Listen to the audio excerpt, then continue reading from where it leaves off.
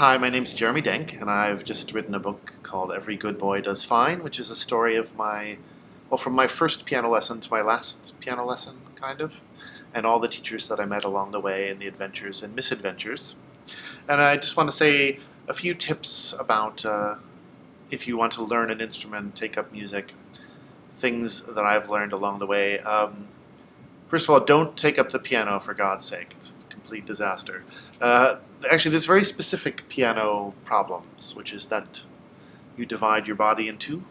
Your left and your right hands are doing different musical things at all times, and they have very different musical imperatives. So if you're learning the piano, and a lot of people tell me this is the most terrifying thing for them when they're learning the piano, is the separation of the hands. And for me, the only solution is to and my friends who study piano don't take this advice at all, but is to just play one hand alone, play the other alone, really get to know the hands on their own and their strengths and weaknesses. Like my left hand tends to be a little slower but more beautiful. My right hand tends to be a little more aggressive and Fred Astaire and agile, but it has weaknesses that so both one hand can sort of teach the other. That's something that my friend Eveline Brancara, a wonderful pianist, taught me, to use one of my hands to teach the other. One of the things that was hardest for me as a child, and if you have children who are studying music, is to receive criticism and praise at the same time, and to feel that each lesson is not a kind of a ego-centered moment, but a moment just to take in mentorship. Some teachers are better than that than others. I was a terrible student in that way for many years, and then every so often some teacher would talk to me in a certain way, and then I was able to take whatever they gave me.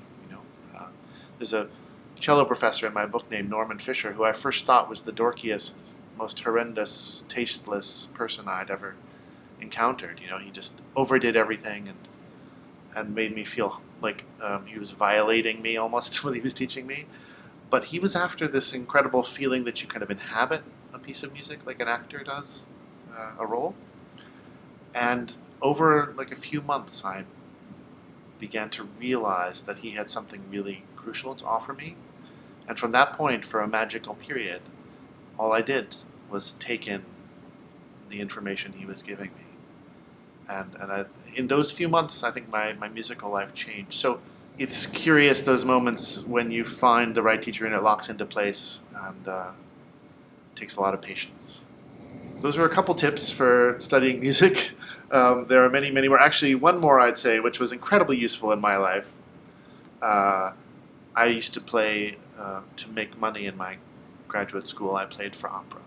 I coached singers. I didn't really coach them because they didn't really want my advice especially, but I learned all those opera scores.